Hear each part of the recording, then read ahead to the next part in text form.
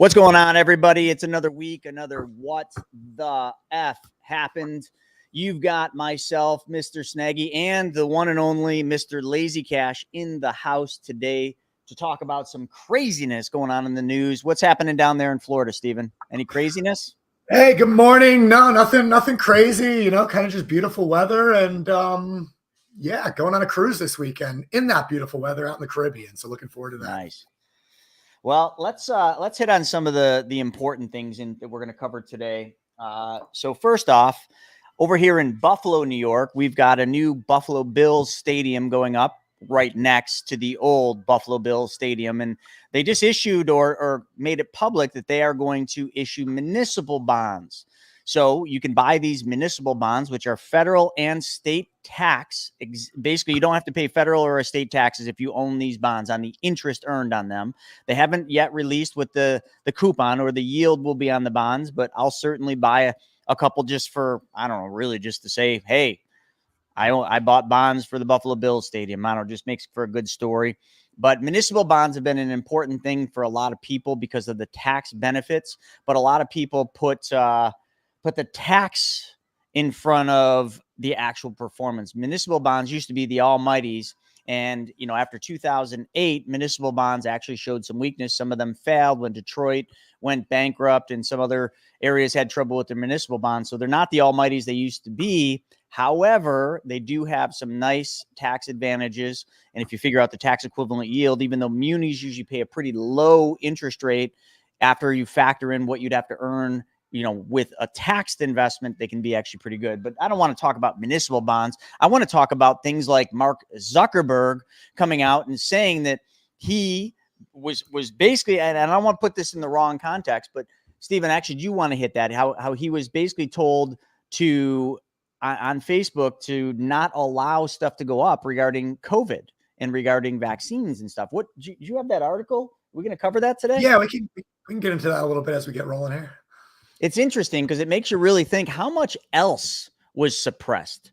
How many other people weren't allowed to say something because they were told, no, there's ramifications if you open your mouth, if you don't do what we tell you. And that's coming from the government, folks. And I don't have to tell you what or who was running the country at that time as the president, but you can figure that out. But we're also going to talk about some other interesting things. Mr. RFK coming over and jumping on the Trump bandwagon. And not only is RFK, but there's some others. So I think, Stephen, you're going to cover that stuff pretty hot and heavy today. The futures are down. So we got the futures down. But the good news is Abercrombie and Fitch posted a 21% sales gain. So, hey, if Abercrombie and Fitch is doing well, I guess the whole economy is doing well, right, Stephen? Forget about all the layoffs. Forget about all the troubles out there. Forget about the price of food. Forget about all that because at least Abercrombie and Fitch is doing good. But then on another one, Goldman Sachs is concerned of how quickly the market confidence has recovered.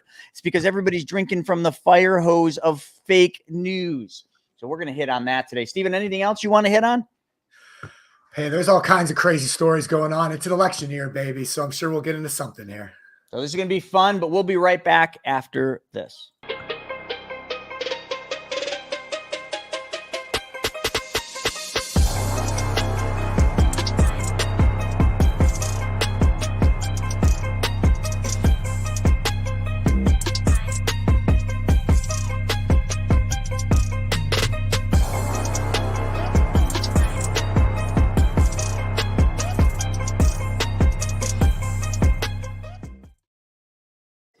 All right, we are back with another episode of What the F Happened. And oh my goodness, is there no lack of WTF stuff happening? Right here, Frontline News. I got to hit on this. Stephen and I both love Elon Musk, and some of you I know do as well. But right here, Frontline. Elon Musk's XAI is accused of worsening Memphis's smog with unauthorized gas turbines at data center. So, Stephen, do you know that Elon is solely responsible for the smog in Memphis and the increase in smog with his couple unauthorized gas turbines? I did not know that. Yeah, interesting, huh? Yep. So, folks, more reasons why the media is trying, and it's funny. A few short years ago, Elon was everywhere in the news, was praised by the Dems, was loved by the Dems because he had the electric cars, right? And he was really a perfect fit for their whole agenda of go green and Green New Deal, which became the Inflation Protection Act, which did nothing to protect inflation, if you guys haven't followed up on that. But now he is America's most wanted and most hated by Democrats just because he is supporting Trump. It's funny, the hatred in how the media spins things. One day he's poster child, the next day he's the bastard creating all the smog in Memphis. Just unfreaking believable. Stephen, anything on that? I mean, just the fact that we've seen it over and over and over again with, more people than Elon Musk. I mean, Donald Trump was the star of everything. He was on all media. He was everyone's friend. He was on The View, rubbing shoulders with all those wild women and everything else. And all of a sudden, they're told to hate him, and now they all hate him. Elon Musk was the star of the generation of electric vehicles and saving the earth and tech companies and everything. And then they were told to hate him, and now they do. And it just seems to be a growing theme that something's great until the media tells you to hate it, and then everyone just falls in line and okay, now we hate it, and we see it over and over again these days. Wow, crazy. Yeah, we got to figure out those closed captions. I don't know how to do that on StreamYard, but let me go into one other thing. This is an interesting little thing, and I think some of you can dive one layer deeper and figure out what's going on. So just 1 week ago, mortgage demand was rising, was literally like the highest it had been in a certain amount of time. But just 1 week later, weekly mortgage demand stalls, even though rates dropped to the lowest since April 2023. Could that have anything to do with the economy not being as robust as the Abercrombie and Fitch reports are saying? I mean, could that seriously have something to do with it? I don't know. If you're watching the news and following any of the news, you are probably sitting there thinking, holy crap, the stock market is just going to go up, up, up, and up, and it's never going to come down. Well, I don't know. I can tell you right now, mortgage demand stalling is not a good sign, and that means that the banks are not doing so well. And, we know this firsthand and to be true because we deal with a lot of real estate developers, a lot of real estate investors, and they just can't get their deals over the finish line. It's almost like banks are just seizing up, just freezing up. They don't want to push deals through. They don't want to lend. And this is creating major ripple effects. So is it really that mortgage demand is stalling, or is it that the banks don't want to issue mortgages? I guess you really got to ask that question. Well, Stephen, with that being said, I'm going to turn this bad boy over to you. I got to get my little one off to swim lessons, so I'm going to cut out, but you've got plenty of fun stuff in the news to talk about. So, yeah, hey, Chris, real fast, just at 1 o'clock, what are we doing on Wealth Webinar today? Oh, 1 o'clock. Yeah. So folks, like a lot of people, we're always talking about buy low, sell high and all that good stuff. Well, today on Wealth Webinar, what I'm going to do is show you how to know when it's time to sell. Okay. And I'm just going to use a couple examples, but I'm going to show you how to look at a chart. Now, a lot of people are never taught how to look at a chart. I spent 16 years as a financial advisor and lots of years after that, just studying this stuff. So I want to show you some basic 5th grade level stuff that you can do with a pen and a ruler, or maybe just to go online and just draw some lines. And I want to show you how you know where the point to get out is and how you know where a stock is potentially going to go. That's what we're going to cover in today's. And we're also going to then talk a little bit about infinite banking and how that can play into your decision. Awesome, man. Yeah. So get registered by going to chrisnaugle.com. Register for Wealth Webinar. Costs you nothing, and you get books for free. But that's what we're going to be covering today. Buy low, sell high, and don't lose money. But how do you know when to sell high? And that's what I'm going to cover. Cool. All right. Gonna be a good time, man. Well, good luck with Vivi and the swimming, and have a good time. We'll see you at 1 o'clock to dive into it. In the meantime, though, I'll get into some of these news stories. All right, man. Sounds great. Cool, Chris. See you soon. Thanks.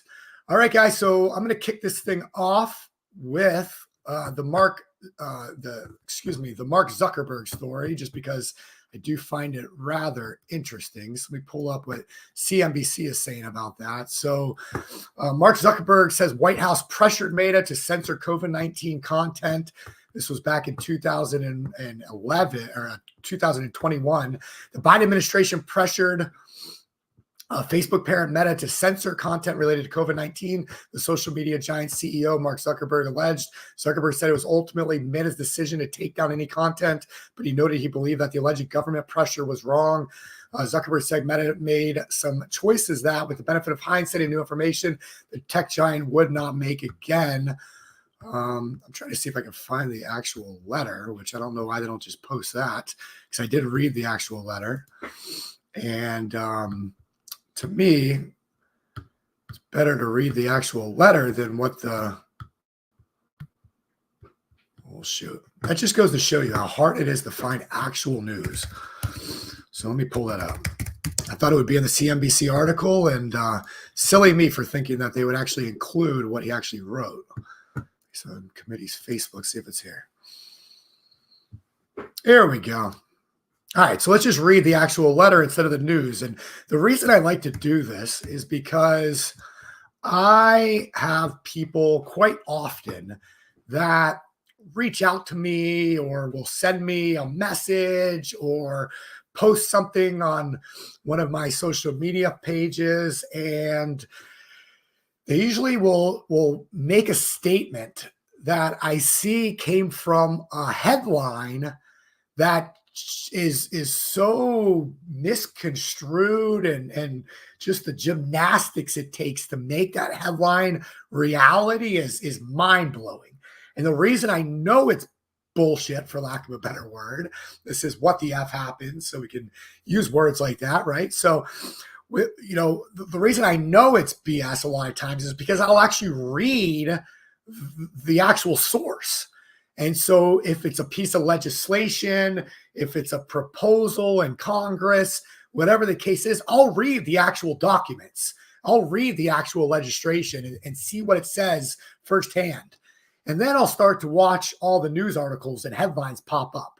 And then I'll watch all the opinions pop up based on those news articles and headlines and the spin that comes along with all of that. And when you bring it back to the actual document, well, then you can show people why they're misunderstanding or misrepresenting what is actually going on. And, me personally, I didn't really start understanding this is how the world works, naive as that makes me sound, until probably 2018. I think 2017, 2018 is where it really made me wake up to. I always knew the news was crap. Ever since I was in my mid-20s, I've never really watched the news. It's I've always been kind of in the mindset that news stands for negative education with society.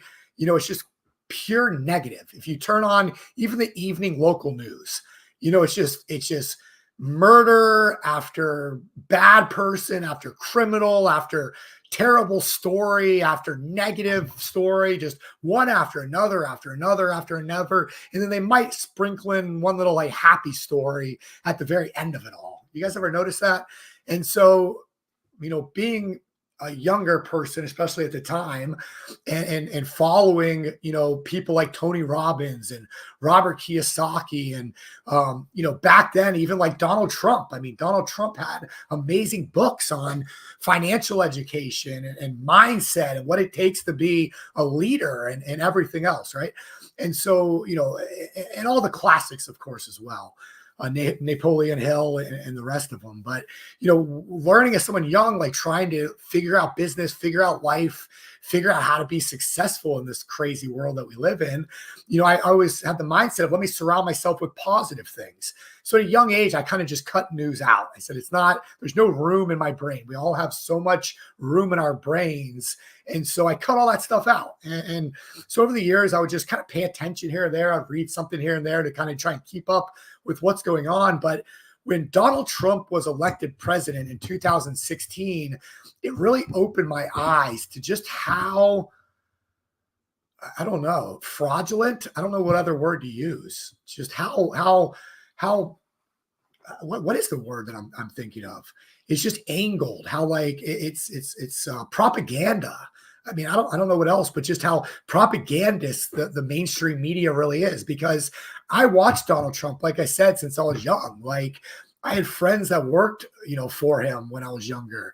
I had read his books, watched him on television on the show You're Fired, The Apprentice and the rest of it. And, he was loved by everybody, just a successful business guy, real estate guy, always at the forefront of stuff. And when he was elected president in 2016, and even leading up to that, and especially after, though, just the attacks, just the constant attacks, and how he's the worst person in the world. He's going to destroy the United States of America. And I was like, wait a minute, this just doesn't make sense. Like, why am I seeing how Donald Trump is all of a sudden the worst person in the world when up until 2015, he was celebrated by everybody? And so I started seeing what they were coming out against him about, the Russian collusion and the they were saying he rigged the elections and he wasn't the rightful president. I mean, there's clips you can go watch all day long of Hillary Clinton out there saying Donald Trump is an illegitimate president. She said it over and over and over again when she lost to him. And so I started saying, like, hey, 2 + 2 is no longer adding up to 4. You guys are trying to make it be 5 and 7 and 10. Like, this makes no sense. So I started getting into politics a little bit because I felt like I'm being lied to by everybody that I'm watching on TV and the news articles that pop up on my phone and my computer. And so I started diving in and really starting to look at it. And it made me realize that it's all bullshit. That's it.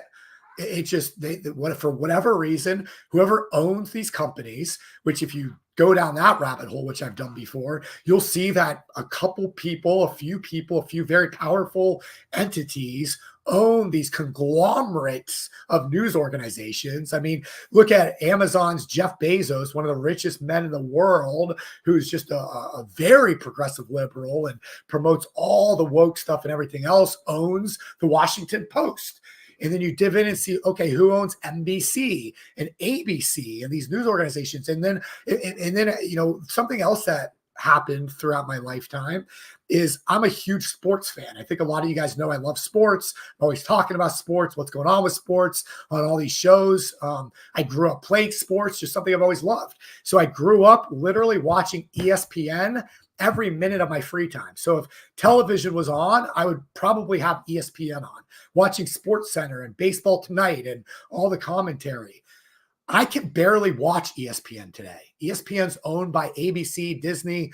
ESPN, it's become so woke, for lack of a better word. It's become so propagandized. It's unwatchable to me these days. I just can't do it. It's wild.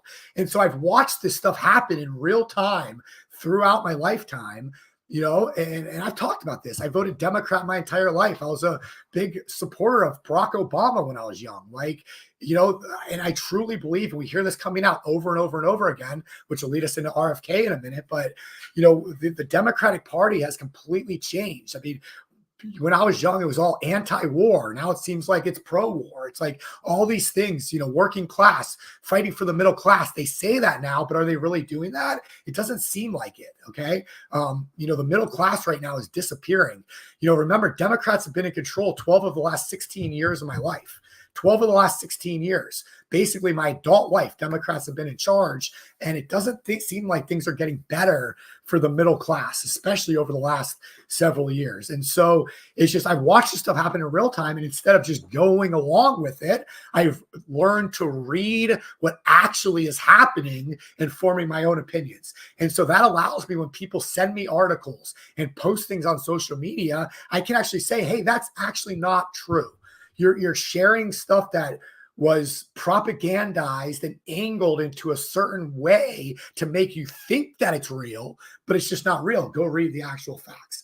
And so that's why when I say, instead of reading this article from CNBC about the Zuckerberg letter, why don't we just read the actual letter? Okay. So with that being said, and thank you guys. Sometimes when I'm on my rants, I can't come up with the words I'm looking for. So Chris Ash, slanted. Yeah, that's a good word to use. Disingenuous. Absolutely. Disingenuous is a great way to say it. Morgan Sharp is a smarter gentleman than me. And by the way, Morgan, I did see your text message. I owe you a call, and I will do that today for sure. Let's see. Drew said, I just don't watch general TV anymore. Exactly. There's no point to. You're not going to get anything out of it. You're not going to learn anything from it that's real. You're just going to keep going down the propaganda hole or the propaganda path, which doesn't do anybody any good. So with all that being said, I know that was a little bit of a rant. So thanks for listening or paying attention, I guess. And again, I would love to hear you guys' comments. I don't have Chris on with me today to run things back and forth on and, have him talk while I'm pulling up new stories. So if anybody has a story that they've seen lately, I'd love to pull it up. Just if you put it in the chat box, I can quickly pull it up on my tab and we can talk a little bit about it. But if you guys want to share your opinions, anything you've seen in the last week or so, definitely put it over in the chat box. It'll help me keep this going as we get rolling here. So while you guys are doing that, let me go ahead and go back to sharing my screen.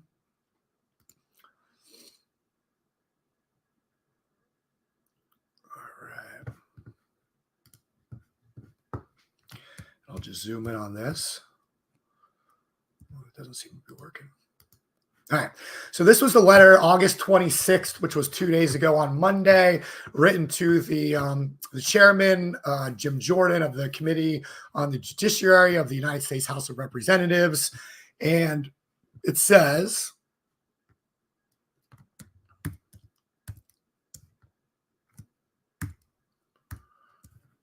all right.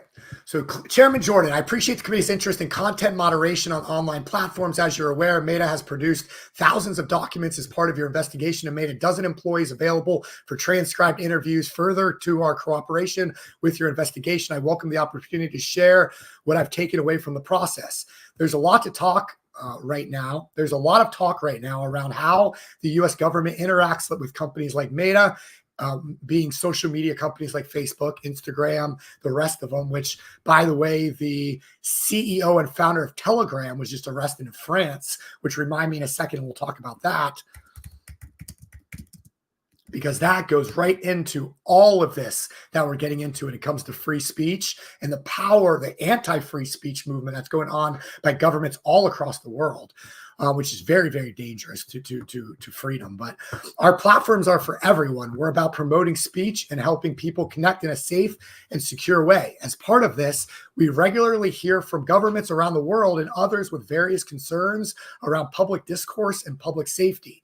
In 2021, senior officials from the Biden administration, including the White House, repeatedly pressured our teams for months to censor certain COVID-19 content, including humor, satire, and expressed a lot of frustration with our teams when we didn't agree. Ultimately, it was our decision whether or not to take content down, and we own our decisions, including COVID-19 related changes we made to our enforcement in the wake of this pressure.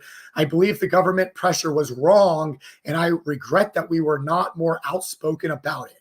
I also think we made some choices that, with the benefit of hindsight and new information, we wouldn't make today. Like I said to our teams at the time, I feel strongly that we should not compromise our content standards due to pressure from any administration in either direction, and we're ready to push back if something like this happens again. In a separate situation, the FBI warned us about a potential Russian disinformation operation about the Biden family and Burisma in the lead up to the 2020 election.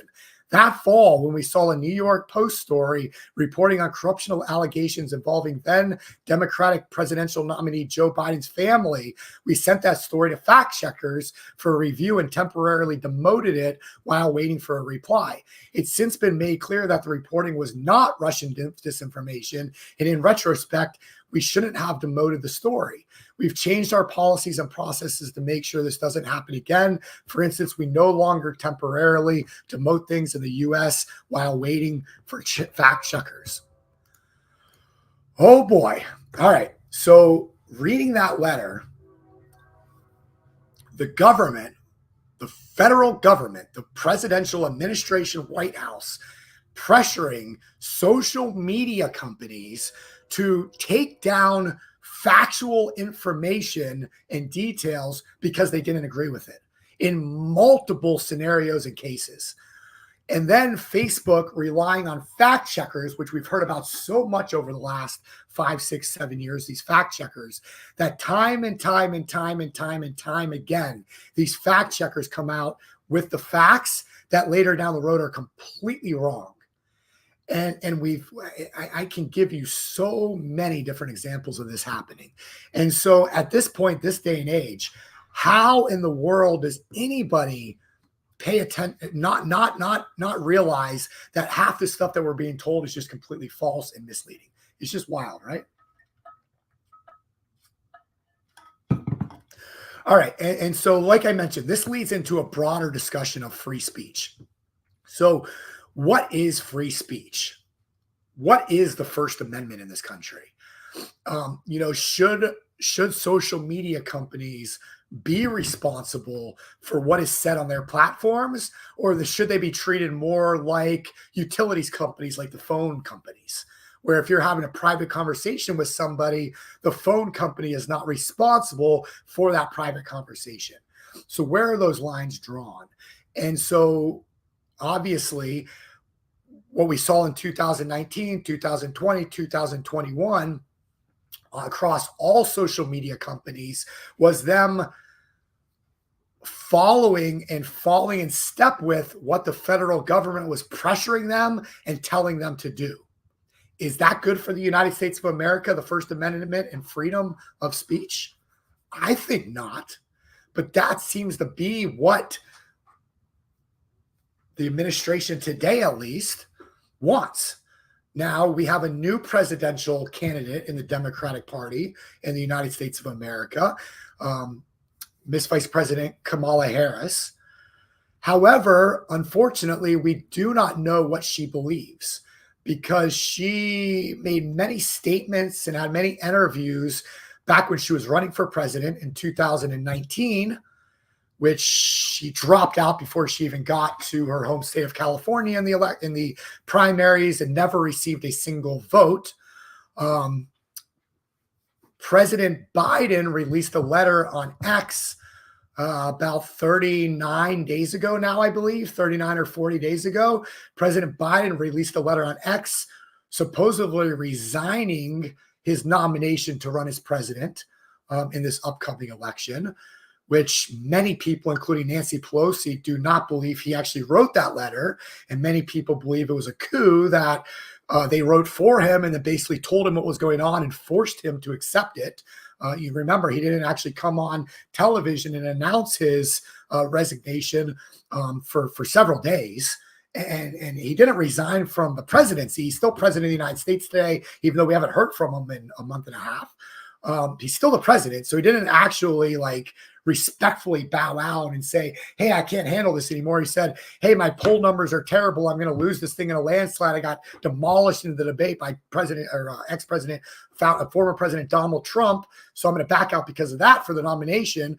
But nonetheless, Kamala Harris, 39 days now, still has not answered a single question in an interview and a press conference from any reporters, any serious adversarial questions. So we don't know what her views are on anything. If we look at her views from 2019, she wants to ban fracking. She wants to have huge taxes on people. She wants to have Medicare for all. These are all things she said in 2019 and prior. We don't know where she is today. Now, her anonymous staffers keep sending out letters saying she is now for fracking. She's now against Medicare for all. She's completely reversed her decision on all of these different policy proposals she had in the past, but we haven't heard it from her.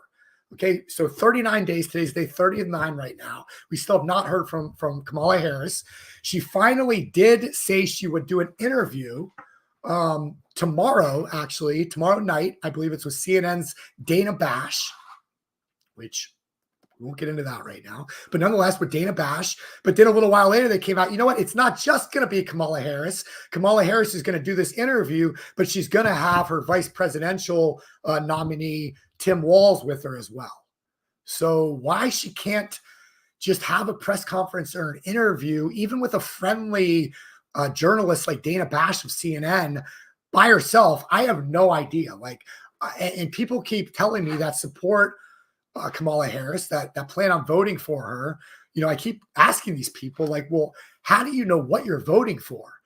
And they don't really have a good answer. We haven't heard from her. We don't know what she truly believes. And they're hiding her. And even her high level advisors are saying, does she really need to have an interview? She's doing good right now. Like, people kind of know what she's all about.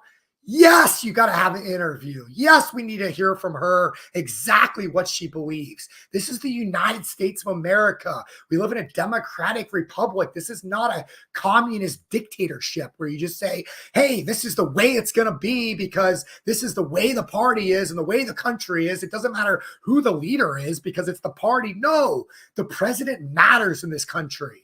The president is in charge of the greatest military the world has ever known, the United States military.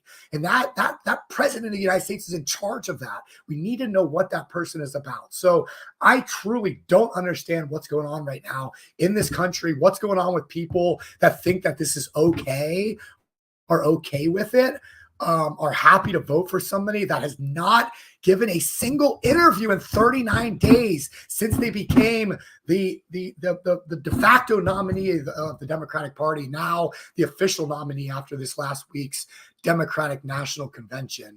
And so with all that being said, I personally believe in free speech.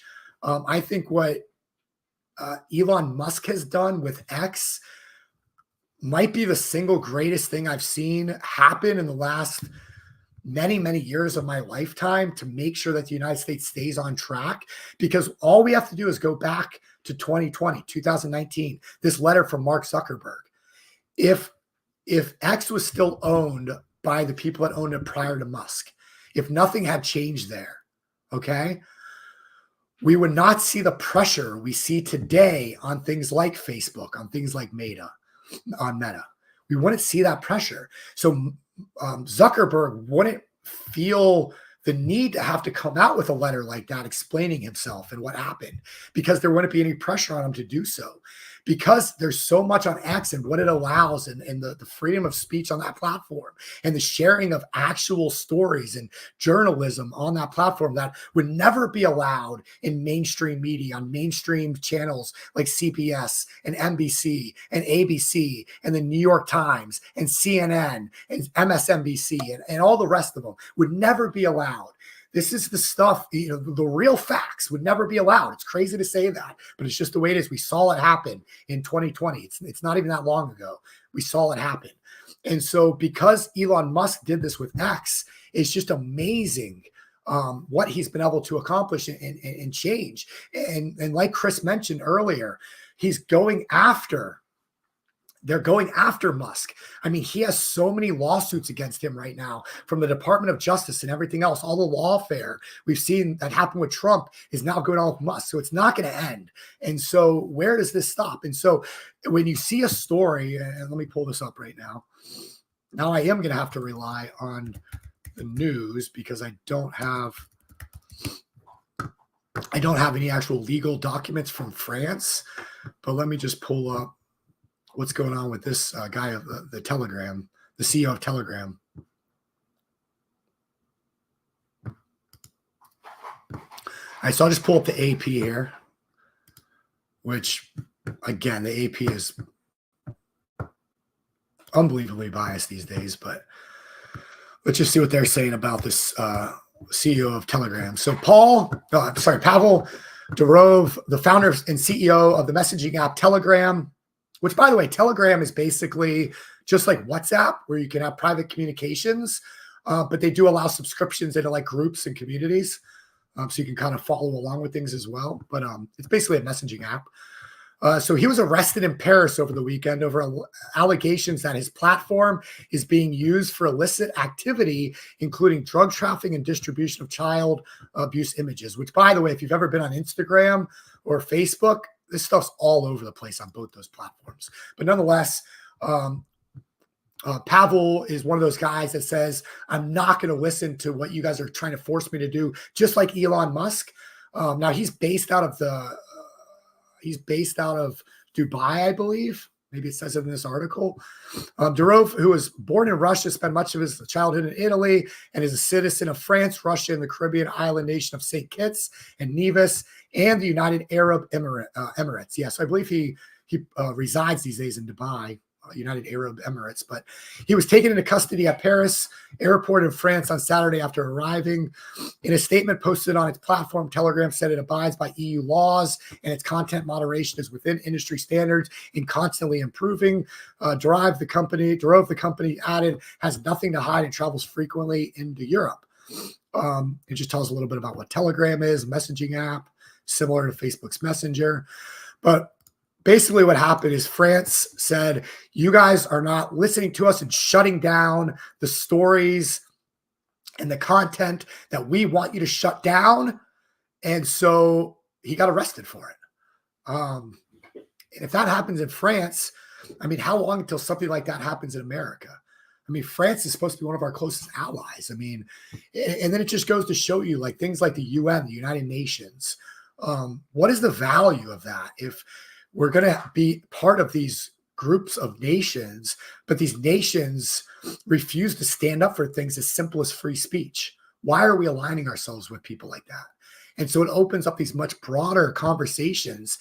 And the reason why I get so mad and aggravated about the presidential nominee for the Democratic Party, the front runner right now, according to the polls, to win the nomination in November, Kamala Harris, why I get so bad that she won't do an interview.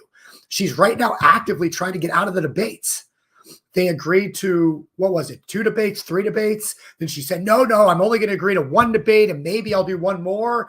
But we got to have the same rules as we had before. Trump said, okay, no problem. Then she goes, no, actually, we got to change the rules. And Trump's like, okay. And she's like, actually, we got to change more rules. So now the rules they changed, just so you guys, if you haven't been paying attention. So the first debate they were supposed to have, the next debate was going to be with ABC, I believe, right? And so Trump said, hey, actually, I want to change it. I want to debate on a different, with a different organization. And they said, no, you got to abide by the same rules and the same format and everything that you agreed to with Biden. And Trump was like, okay, fine. I'm not going to argue. Let's just do the debate. And then Kamala's like, well, actually, we need a change. We want to have the microphones unmuted. If you remember the first debate, the microphones were muted when the candidate was not talking. And they agreed to that for this next debate for Trump and Kamala. And now Kamala's saying, well, actually, we want to have the microphones unmuted because we want everyone to hear what the candidates are saying at all times. And I think they thought Trump was going to kind of push back against that. But Trump's like, okay, why not? And then Kamala's like, oh, crap. So now she's coming out right now and saying, hey, the only way I want to debate is if I can sit down and have notes in front of me. Remember the first debate, they were both standing and there was no notes allowed in front of them. So now Kamala changed it again and is saying, okay, I want to be able to sit down during the debate and I want to have notes in front of me. Why? I think we all know why Kamala needs notes. The same reason she has not had an interview or answered a question in the last 39 days. It's not good when she has to answer things off script. Is she talented at speaking off of a teleprompter? Sure. She looked pretty good the other day at the DNC when she made her acceptance speech. Sure. She's looked pretty good at some of these different rallies where they bring in these celebrities to bring people in. She's reading off a teleprompter. Not bad, but hasn't answered a single question in 39 days. And it seems to me she's trying to do everything she can to get out of these debates now. Hey, when Trump wanted to change the rules, no, it's this or nothing. Kamala wants to change the rules now? Sure, why not? It's also sided. But nonetheless, so this is where we are right now with the debates. But the reason I'd love to see these debates, have multiple interviews, hear what's going on, so I can hear what she thinks about things like free speech, what she thinks about things like social media and X and Elon Musk, what she thinks about things like the Telegram CEO and founder being arrested in France for not listening to their anti-free speech demands. What does she think about this stuff? There's so much going on in this world right now. We have all these wars going on right now, okay? The Middle East is a disaster. Russia and Ukraine seems like the new never-ending war.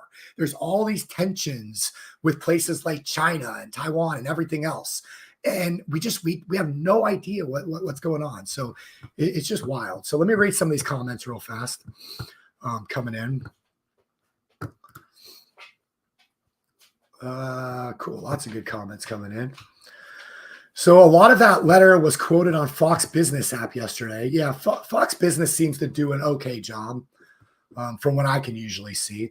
You know, one guy I really do like on that's on Fox Business quite often is Kevin O'Leary, the Shark Tank guy. And Kevin O'Leary's usually got some pretty good takes on things. I actually just saw just recently something Kevin O'Leary was coming out talking about something very similar about wanting to hear what Kamala Harris has to say. But nonetheless, if I pull, maybe I'll pull that up in a minute. So let's see. Sounds like Sophia propaganda. Yeah, Zuckerberg is saying, what is the future that could be worse? Let's see. Steve said even worse. They did this in an election in which altered the outcome. Yeah, back in 2019. I mean, it legitimately, when you look at all the Russian collusion stuff, they took the Hunter Biden laptop, which has been proven, without a shadow of doubt that it was real now. They completely took that story down, said it was fake information. I mean, if you go back and you ask voters from 2020 if they would have voted the same way had they known that all of that information was actually factual and true, and had the administration not pressured them to take these stories down and things like that, the social media sites, it could have possibly completely changed the outcome of that election. And so the stuff that we talk about, that I'm talking about today, does have real world consequences. And to me, that's why it's so very important to understand at least what's going on.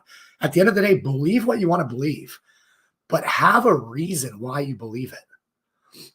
Understand what you're believing in, understand what you're hearing and listening. But if you, and after all of that, if you actually know facts, you know what's going on, and you want to believe and vote one way, whatever, awesome. I love it. But have a reason to do so. That's all I'm saying. They should act like platforms, not publishers. Absolutely. She doesn't do interviews very well. That's why she's avoiding them. She wants to tax unrealized gains. Yeah. That really is pretty wild. Kamala does not believe anything. Nothing equals nothing. She cannot even put together a complete sentence. I mean, I can't argue that, Morgan, because I haven't seen it yet. Again, she hasn't done it yet. So let's see if she can prove us wrong. Yeah, Tim Walz is a whole nother story. Voting against Trump. I mean, I think that's a big reason, but there's so much in this country. I mean, we keep hearing that if Trump is elected, it's the end of democracy, and we're going to have all this, Nazi type rule and dictatorship and everything. We already had Trump as a president. Here's the real crazy thing, Morgan. Think about this for a second. All we're hearing right now on the news and everywhere else is how if Trump is elected, it's all going to be over. And all we're hearing on the other side of that is if Kamala is elected, it's all going to be wonderful. She's a brand new candidate.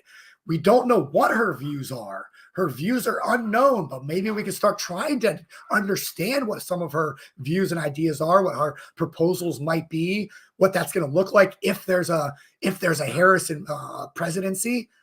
Think about that for a minute. Who was already president? Trump. We know what that looked like. It was great. Things were perfect. What's the problem? He's going to do some of that, but guess what? Trump seemed to learn from a lot of what he did during his 4 years. And to me, he's probably going to do a lot better this 4 years. Kamala, on the other hand, what have we seen over the last 3.5 years with her?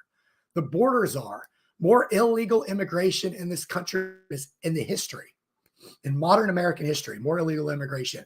And you guys are seeing it right now. It's leading to not good things going on across the country. Okay? Leading to a lot of bad stuff happening. What else has she been in charge of? I don't think she's done a lot. There's not a lot of good stories out there. She was the last one in the room when we withdrew from Afghanistan. 13 service members get killed. Who was there this week honoring those 13 service members? Donald Trump. Makes you wonder, right? She bragged about being the last person in the room when Joe Biden made the decision to pull out of Afghanistan. Left thousands and thousands of people over there. people that were close to America, people that helped America for the last decades, just left them over there stranded. Look at Afghanistan today. It's overruled by these terrorist organizations again. Overran. All the women there no longer are allowed to go to school, forced to cover their faces, cover their heads, cover their bodies. Right back to it. Amazing. She was the last, she bragged about it, being the last one in the room when that happened. What else? She was the deciding vote on the Inflation Reduction Act, which ironically was the opposite of what it was named and drove all the inflation we've seen over the last 3.5 years. The reason why your grocery bills are doubled, why gas is as high as it is, why everything we buy in life now is unaffordable. She was the deciding vote to put that legislation through. Huge proponent of the Green New Deal and all the just bullshit that pumped into the economy for crooked groups and whatnot. So we know what that looks like, even though the media is telling us we have no idea who Kamala Harris is or what her administration would look like. So we just are literally told opposite stuff. And so it's just, it's wild. Chris Ash, probably just softball questions anyway. Yeah, tomorrow night, I'm not expecting anything. If anything, it'll be comedy, right? Yeah, maybe. Women's healthcare. Okay. I mean, I'm pretty sure we all support women's healthcare, do we not? Donald Trump and JD Vance have come out multiple times now supporting women's healthcare, saying, listen, it's up to the states. Roe versus Wade at the end of the day was an unconstitutional decision, and the Supreme Court gave it back to the states. They've said multiple times they're not going to have a federal ban on abortion or anything like that. It's just wild. I mean, that is the one argument I guess I do hear from Democrats is we're pro-abortion. We're pro-abortion. Okay. Rusa, Kamala is being handled like Biden in 2020. Dems go after Trump for the same things that they're doing now. Yeah, I mean, at the end of the day, that really does sum it up. What's good for me is not good for you. The Dems go after Trump for the same things they're doing to him now. Yeah. It is pretty amazing, right? All right, cool. So really good comments coming in. Yeah, Kennedy. I mean, the whole Kennedy thing is pretty wild too.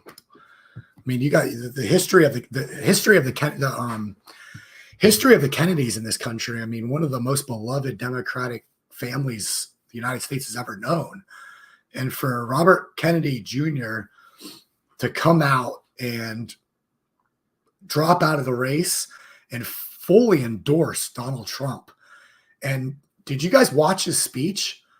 And again, like I started earlier, I challenge every single one of you. Go watch Robert Kennedy's speech endorsing, dropping out of the election and endorsing Donald Trump last Friday night. Go watch the speech. And then go Google RFK endorses Trump and read the headlines and read the media articles.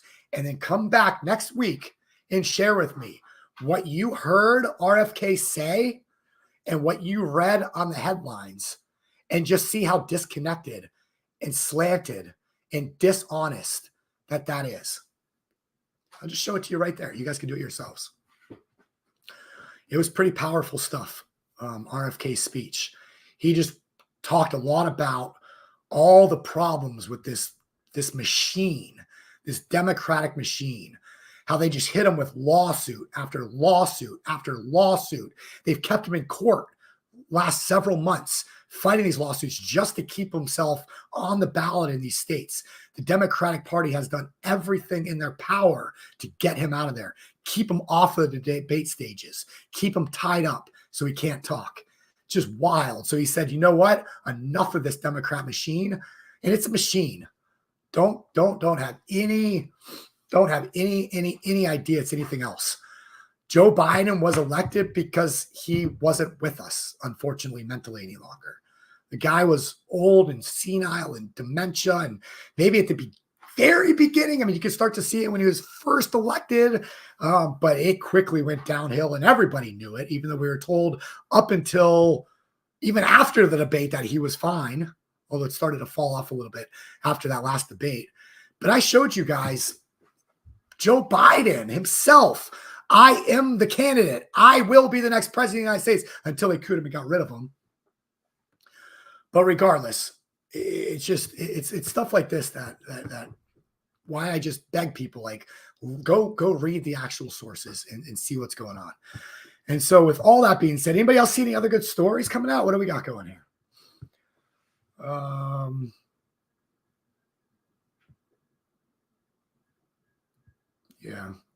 Yeah, Ian had a good point here. So yes, I saw the Farrell speech. He laid out a case against the media and explained the conflict in Ukraine to a T. Harris can never do that. That's scary if she is in charge of the nuclear codes. Yeah, couldn't believe more. All right, so what other good stories we have coming out? Kind of see if we can end this thing on a lighter note here.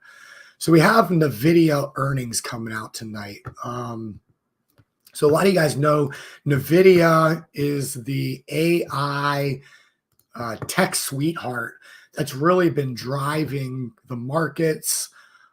That's just been a leader. If you look at what NVIDIA has been able to do over the last, I don't know, a year or two now. And so let's kind of see what's going on, because they have a big earnings report tonight. So stocks are a little changed as Wall Street braces for NVIDIA earnings live updates. Stocks were a little changed Wednesday as investors waited for NVIDIA's quarterly earnings announcement. The S&P 500 traded just below break even, along with the Dow Jones Industrial Average and NASDAQ. Wall Street is keeping an eye on NVIDIA to gauge the broader sustainability of the broader tech and AI trade. The semiconductor giant, slated to report after close today, has surged 159% in 2024, raising questions of how much more room there is for the stock to run. Focal points for investors include the delivery schedule for NVIDIA's Blackwell chips and an update on the demand for AI. It's hard to say that there's not a lot of optimism priced into the market tomorrow, Primco manager said. Brown noted that other AI stocks are trading around 10% below their all-time highs. NVIDIA's current valuation is not expensive relative to the 5-year average, she added. So while certainly there's a lot of optimism priced in, I think that they still can deliver upside and surprise the market to the upside. Nordstrom advanced 7% after the retailer posted adjusted earnings in the second quarter. That surpassed expectations. Semiconductor developer Ambarella jumped nearly 20% on upbeat revenue guidance in the third quarter. PVH, owner of Calvin Klein, slumped more than 7%. Elsewhere, a regulatory filing showed that Warren Buffett's Berkshire Hathaway sold shares now of Bank of America. Once again, the conglomerate dumped more than 24 million shares, or almost, is that a trillion? Almost $1 trillion in earlier sessions. Wall Street is coming off a mixed session with S&P and NASDAQ pretty much even. So Berkshire Hathaway and Warren Buffett continue to sell, stockpiling their pile of cash and preparing. And if you guys were with us this past weekend, Friday, Saturday, and Sunday on the 3-day Money School Essentials training, a lot of you know we talked a lot about that, a lot about kind of how to position yourself right now in these markets, especially if you're approaching retirement age, what you can start doing right now to make sure that you're not part of any kind of crash, recession, pullback, adjustment, whatever happens, to make sure that you're positioned properly for that. So we talked a lot about that on the 3-day this past weekend. We are going to have a Labor Day sale for the recording for that 3-day that we just did. So if anybody missed it over the weekend, make sure you purchase the recording. We usually sell the recording for like $100 or a couple $100 or something. So well worth it for you to educate yourself for, it's, I don't know, it's like 6-8 hours every day. So lots of information. But the cool thing with the recording is we timestamp all of it. So if there's a certain section you want to watch, you can jump right to that section and watch that section. Or if there's part of it that you don't really care about, or maybe you've already seen or understand, you can skip right over that part. So the recordings are very valuable, but very important right now to know what's going on and be prepared for all of this, because there's going to be a lot of volatility ahead. We have a lot going on again with the election coming up in November. Jerome Powell did come out on Friday evening. Let me see if I can pull that statement up real quick. Yeah. So it looks like, who would have guessed it? just in time for the elections. It looks like the Federal Reserve is looking to lower interest rates, which basically means a huge, huge bump to throw on, like bump to the markets. Usually when the interest rates start lowering, it really gets things going again. It gets things moving again. So, right before the elections, it seems like the Federal Reserve is saying, hey, now's a great time to go ahead and lower these rates and pump the economy again to make people feel good right before the election. So I don't know. Who could have guessed that, right? We haven't been guessing it for the last 2 years or anything on this show right here. Chris and I have been saying, hey, I bet you that we're not going to see any interest rate adjustments or cuts until, right before the election. And looks like that's what Jerome Powell is now also saying. So Jerome Powell on Friday at Jackson Hole said the time has come for the Federal Reserve to soon begin reducing interest rates. With inflation nearly defeated, which I don't really agree with this statement. Inflation right now is still about 3%. Target inflation is 2% annually. So that tells me by simple math that we're still 50% higher than where we want to be. So I don't know how we nearly defeated inflation if we're still 50% above where we want to be. But I guess when before we were 500% above where we want to be, 50% is a win. But nonetheless, the job market is cooling, as we saw by the job revisions that came out last week as well. Remember, over the last year, they revised the job numbers down by almost 1 million jobs. 800 and some thousand job revision down. So remember, over the last year, how all we've heard about is how great the job market is and how everybody's working and making plenty of money. So inflation's not a big deal because everyone's working and making plenty of money. Well, that was wrong. Revise those numbers down by almost 1 million jobs. But nonetheless, the Federal Reserve is prepared because of maybe the election or because maybe not the election, who knows. The Federal Reserve is prepared to start cutting its key interest rate from its current 23-year high, Jerome Powell said on Friday. Powell did not say when rate cuts would begin or how large they would be, but the Fed is widely expected to announce the modest quarter-point cut in its bench rate mark when it meets in mid-September, a cool month and a half before the presidential elections. The time has come for policy to adjust, Powell said in the keynote speech. The direction of travel is clear, and the timing and pace of rate cuts will depend on incoming data, the evolving outlook, and the balance of risks. His reference to multiple rate cuts was the only hint that a series of reductions is likely. Powell stressed that inflation, after the worst price spike in 4 decades, inflicted pain on millions of households, appears largely under control. According to the Fed's preferred measure, inflation fell to 2.5% last month, far below its peak of 7.1%. It was a couple of years ago. Powell's assessment signaled that the Fed is making a fundamental shift from its 2.5-year flight against inflation toward a broader effort. The Fed shares assurance that rate cuts are coming, help fuel a rally on Wall Street, although that kind of fizzled out pretty quickly this week. The only question remaining on September 18th meeting is by how much will the Fed be cutting rates? So there you have it. We can expect that coming in September, barring something wild going on. So let me see if there's any other comments coming in here. Going for them, abortion rights. Yeah. So the federal, right now it does seem that way, Laszlo. We don't hear anything else from the candidates. So I don't know. So is the Fed going to lower rates, or are they just playing coy? I think they're going to lower them in September, right before the election. When will the recording link be available? Morgan, the recording for the 3-day will be coming out this week via email. We'll be emailing it out. Their thumb off the scale. Yeah, it definitely feels like more than 3%. Tactical, all these politicians, exactly. Powers that are. Cool. Whole new perspective. Yeah, definitely read The Creature from Jekyll Island and go down that rabbit hole if you really want to understand what the Federal Reserve is, which, by the way, the Federal Reserve is neither federally owned. It is a private organization. And it is not a reserve in any way, shape, or form. So the Federal Reserve, just like many of the bills, such as the Inflation Reduction Act, is the opposite of what its name implies. And that, in my opinion, is what politics and the government seems to be this day and age.